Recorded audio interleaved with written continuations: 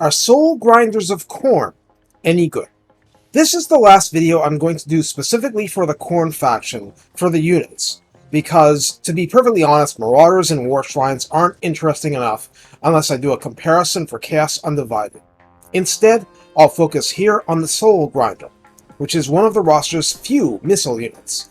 And this actually is interesting. A big, armor-piercing monster that throws a lot of weight around. But is it worth the price of admission and upkeep? Stay tuned. Please like, subscribe, comment, and consider donating to my Ko-fi page because your support matters. Thank you. Getting to know this unit has been interesting. I wasn't sure what to expect, but what I found is that its so-called precursor weapon is basically a souped-up version of a brace of pistols. Yes, this is the Pistolier of Soul Grinders, but you can't actually fire in a 360-degree arc, so they have to be facing opponents first. With that out of the way, let's go over the stats a little. Health is 81-88 on Ultra, which is definitely up there, sure. Armor is 90. Being demonic, its physical resistance is 20, and its spell resistance 25. Leadership is 65, which is not top tier.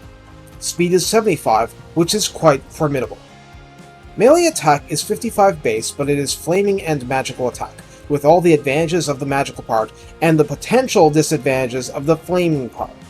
Attack interval is 4, which is on the high side, and it can splash a maximum of 8 targets, making it interesting in the middle of a brawl. Melee defense is 34, which is very respectable for a Khorne unit. Mass, I'll say it to get out of the way, is 4,000, which is what I recall from the Zinch version, so I guess that's standard issue. Weapon strength is 500, and that's 150 base damage and 350 armor piercing. That's by no means bad for a splash damaging entity. I mean, Skullcrackers became really powerful when they went from 200 to 400 with a similar damage profile. But of course those are super chariots and this is not. Then we get to the special sauce, the precursor pistol, or whatever you want to call it. This is 720 missile damage on paper, 30 base and 90 armor piercing for damage, but that's on the strength of 3 projectiles per volley and 1 volley per 5 seconds. Keep in mind, you cannot and will not aim this manually, and a triple volley means that it'll be inaccurate anyway. Are all those shots hitting your target? Well, I was getting cool footage so I didn't count that closely, but I'm assuming no. Also, just so you know, ammunition is 40. It takes a while to get through that, but at a firing interval of 5, you absolutely will, given enough time. My first footage involves 2 Soul Grinders hunting down steam tanks.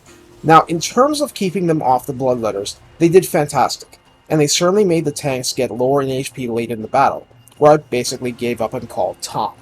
500 weapon damage just isn't impressive against a single entity, and not all of that is armor piercing, so the very heavily armored steam tanks are still resisting some of this damage. On the other hand, this is what I had. If you want to go pure anti-large single entity glory, then use a Bloodthirster, and you definitely should. My second comes from fighting Lizardmen, where I take on one wing of Cold One Riders while the lines clash. Not only does the precursor weapon diminish this cavalry, although they almost seem to hesitate somehow at the start, but the one that didn't chase the cavalry got to park at a 90-degree angle to the front line and make full use of his missile weapon, just pelting them for a while. So where does that leave us? Basically, the Soul Grinder is an ultra-heavy skirmish monster, but you have to face an enemy to fight. It prefers to fight blobs, but doesn't care if those blobs are armored, and I don't think shields matter to the caliber of its bullets either. That's weird for the faction, but it's to say that against an appropriate target, you might be better off just parking them close by and having them fire in. What else in the roster does that? Marauder horsemen with throwing axes, and that's pretty much it, and they can't pitch in with the blobs anything like this. Oh yeah, skull cannons. They're not as handy in the thick of melee, but they can park and blast, with a far smaller ammo pool, and not very much accuracy. So there are basically 2 paths of using this. Either you're fighting an enemy with missile units or you are not, like Vampire Cats. If you are not, you can move them around the line or have them fire into heavy cavalry, and then do a respectable job in melee. If you are, you can use their speed, mass, and distraction superpower to crash into those missile units, and you're still inflicting fear and terror, always good stuff. More importantly, you're tying units down, and like with these steam tanks, tying them down passively actually won the battle, completely aside from the damage I did to them in the process. Now, we're not done. Not quite. Harbingers of Death also applies to Soul Grinders, and just like with Minotaurs, that's a max of plus 8 melee attack and plus 16 weapon strength. That raises it from 500 to 580. You gotta love percentile buffs. Forged in Blood means Soul Grinders at rank 7 get a buff to leadership, plus 8 versus infantry and 15% more spell resistance. Now, this is getting interesting because you really notice something like a buff versus infantry if you lack it beforehand. The spell resistance is nice too because that's one less way to get your single entity's focus down. The net result is that a unit that struggled in my testing versus single entities becomes a much better brawler. And remember, big splash damage, armor piercing, and 16% more weapon damage makes that part respectable. For the Exiles of Khorne tech tree, Renegotiate Bargain gives plus 3 armor piercing to each of your rounds. And since it's triple volleys, that means plus 9 to every volley over the course of 40 ammunition. Well, no, it's plus 15% ammunition as part of that tech, so it's actually 46 volleys now. Can you get all of those volleys off? If you do, you've probably greatly raised the value of this unit in the fight. So from all of this, I'll say that the Soul Grinders of Khorne are a good quote-unquote unit.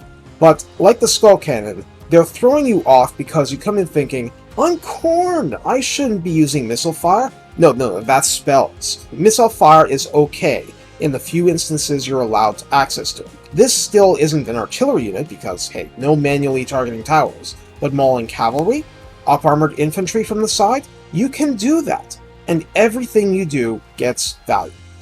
Also, you have very few options against gyrocopters for much of the game, so yeah, armor-piercing missile fire can help with something like that, just saying. Take care, and have fun grinding souls. Or something. See you for the next faction.